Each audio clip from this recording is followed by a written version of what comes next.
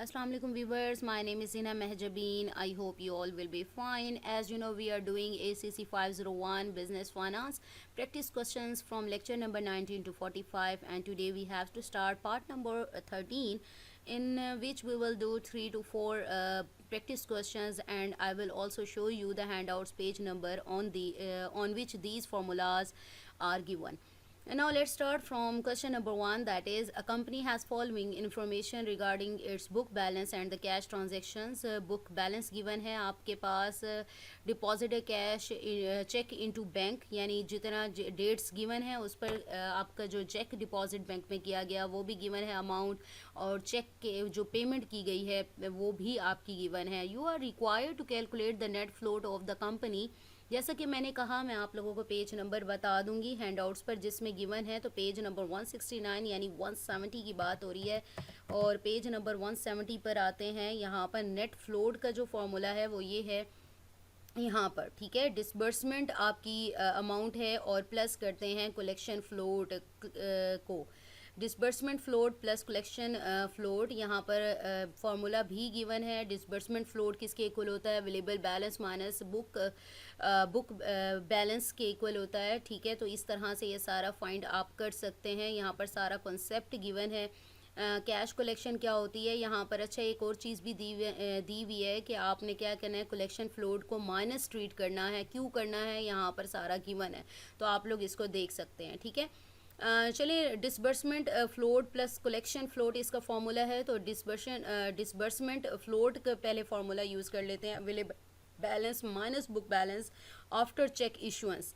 अब available balance हमारे पास जो है, बुक बैलेंस या जो बैलेंस है हमारे पास वो बैंक कॉलम 10,000 रुपीज़ है, minus book balance after cheque issuance. Issue करने के बाद, यानी बुक बैलेंस हमारा 10,000 था, उसके बाद जो बैलेंस बचा जब हमने चेक इशू किया. चेक कितने का इशू किया? 1500 का. तो 10,000 में से 1500 माइनस करें तो 8500 आते हैं. तो अवेलेबल बैलेंस था 10,000 और उसमें से बुक बैलेंस जो मेन बचा हमारे पास वो 8500 है. तो आंसर आपके पास आ जाएगा 1500. कलेक्शन फ्लोट का फॉर्मूला होता है book balance after cheque deposit minus available balance. अब बुक बैलेंस आपका चेक डिपॉजिट करने के बाद, यानी 10,000 पहले अवेलेबल बैलेंस था, जब डिपॉजिट किया तो 10 + 3 कितना हो गया? 13,000 हो गया. माइनस अवेलेबल बैलेंस जो हमारा था वो था 10,000. तो 13 में से 10 को माइनस करेंगे तो 3,000 आएगा. और यहाँ पर आपको मैंने बता दिया, यहाँ पर लिखा हुआ है कि 2,000 जो है depositing 2,000 increases the book balance, so 6,000, but available balance remains the same until the cheque clears. So collection float is minus में, यानी आपकी ट्रीट की जाएगी नेगेटिव डिले की वजह से, ठीक है. तो यहाँ पर 3,000 है, तो आपने नेट फ्लोट में डिसबर्समेंट फ्लोट यानी 1500 प्लस आपकी कलेक्शन फ्लोट आना था जिसको नेगेटिव कंसीडर यानी आउटफ्लो कंसीडर किया जाएगा. और 3,000 प्लस माइनस माइनस यानी 1500 minus 3,000 will be equal to 1500, और वो नेगेटिव वैल्यू आएगी. यहाँ पर नोट में है collection float is treated as negative because it represents a delay in receiving funds, ठीक है, negative sign. Now let's see next question. Mr. Abrar placed an order amounting to 45,000 on August 1st and supplier gives credit terms. आपके पास ये term given है 3/10 net 30. How much amount he must pay if payment is made on 1st है, अगर 9 को करे और 11 अगस्त को करे. दो सिनेरियोज गिवन है 74 और 73 पेज नंबर यानी 75 175 पर. यहाँ पर सिनेरियोज और कंडीशंस वगैरह आप लोगों की गिवन है. ये क्या होता है, यानी 3/10 नेट 30 का मतलब ये है कि आपको क्या प्रोवाइड किया जाएगा. यहाँ मैंने वैसे राइट किया हुआ भी है. 3/10 का मतलब ये है कि आप यहाँ पर 3% डिस्काउंट दिया जाएगा if he page with in 10 days, ठीक है. If in any event he must pay with in 30 days.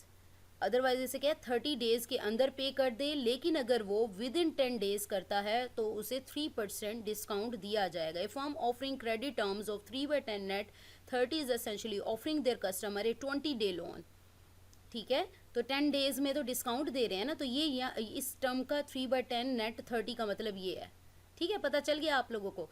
मैंने यहाँ पर लिखा भी है कि अगस्त 9, फर्स्ट सिनेरियो था हमारा 9 अगस्त वाला, 9 अगस्त इज़ विद इन 10 डेज़, ठीक है। उसने कहा 3/10 3% डिस्काउंट मिलेगा अगर वो 10 डेज़ में दे देता है, यानी 9 को दे देता है। तो वो मैंने यहाँ लिखा है अगस्त 9 is with in the 10 day discount period 1 to 10।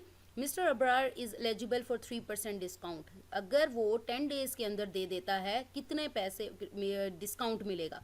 तो डिस्काउंट अमाउंट ये होगी, ऑर्डर अमाउंट हमारे पास है 45,000 मल्टीप्लाई डिस्काउंट रेट क्या है, डिस्काउंट रेट हमारे पास है 3%, ये रहा 3% डिस्काउंट रेट है, यहाँ पर 3 इसका डिस्काउंट रेट होता है।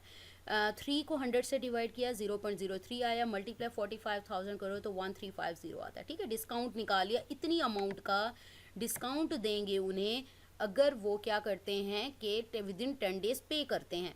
अब क्या कितनी अमाउंट पे करनी है, ऑर्डर अमाउंट कितनी थी 45,000 माइनस 1350 करो तो उसको इतनी अमाउंट पे करनी पड़ेगी। जस्ट क्यों करनी पड़ेगी? डिस्काउंट के बाद हमें डिस्काउंट मिलता था, इतने परसेंट उतने परसेंट डिस्काउंट है और बाकी रिमेनिंग अमाउंट आपको पे करनी पड़ेगी। सेम इसी तरह से यहाँ पर भी यही गिवन है। अब अगर वो 9 अगस्त तक पे कर देता है तो उसे जस्ट इतनी सी अमाउंट पे करनी पड़ेगी डिडक्ट करने के बाद 3% डिस्काउंट। अगर वो 11 पे करता है, 11 अगस्त is after the 10 day discount period, तो उसे तो कोई भी डिस्काउंट नहीं मिलेगा, ठीक है। No discount is available, so the amount to pay is equal to order amount that is 45,000, तो उसे 45,000 ही पे करना पड़ेगा क्योंकि डिस्काउंट की जो उसने कंडीशन बताई है वो 3% विद इन 10 डेज पेमेंट करने पर मिलेगा, ठीक है। अदरवाइज 30 डेज में वो करता है तो नहीं मिलेगा। So we have completed our today's lecture here. I hope ये लेक्चर आप लोगों के लिए हेल्पफुल होगा। सो मुझे अपनी दुआओं में याद रखिएगा, अपना ख्याल रखिएगा। टेक केयर, अल्लाह हाफिज़।